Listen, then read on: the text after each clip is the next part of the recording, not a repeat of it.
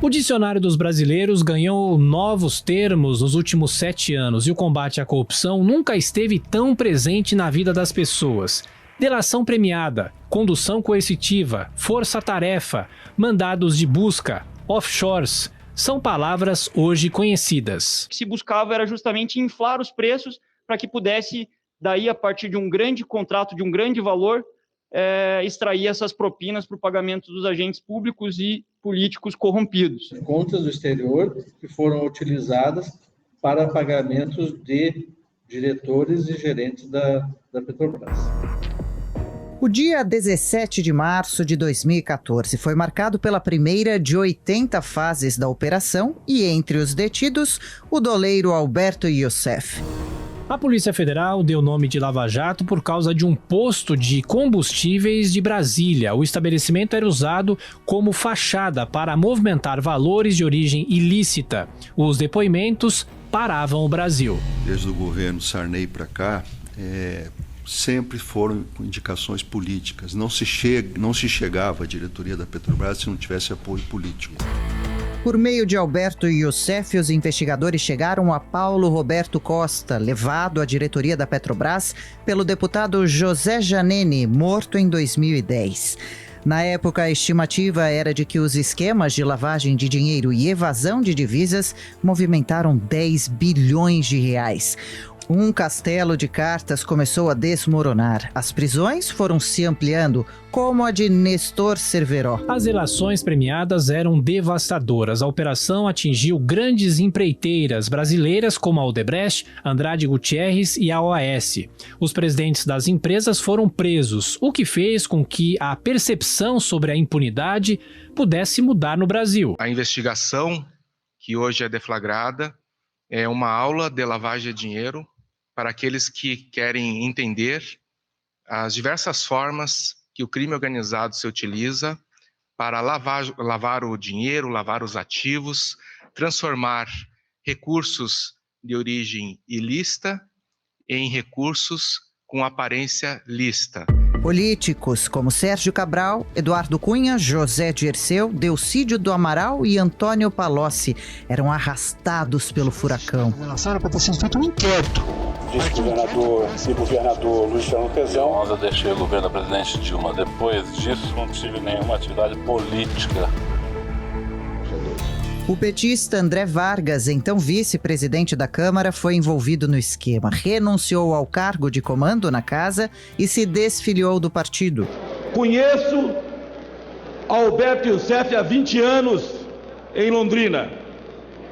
Ele é hoje proprietário do maior hotel da minha cidade.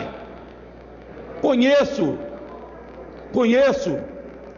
o processo pelo qual passou, em que se transformou em testemunha do Ministério Público Federal em processo de lavagem de dinheiro.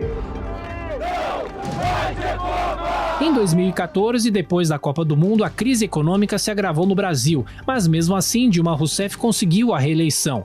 A presidente da República não perdia a chance de atacar os métodos de investigação da Lava Jato. As denúncias feitas pelo senador Delcídio do Amaral, elas são absolutamente levianas e, sobretudo, mentirosas. Dilma Rousseff estava irritada com Delcídio do Amaral, que a acusava de interferir na Operação Lava Jato. Em 2016, o senador e ex-líder do governo teve o mandato cassado. Para o cientista político Rubens Figueiredo, a Lava Jato representou uma mudança de paradigma. Porque ela fez os brasileiros acreditarem que aqui não existia, pelo menos em termos ideais, não existia a impunidade.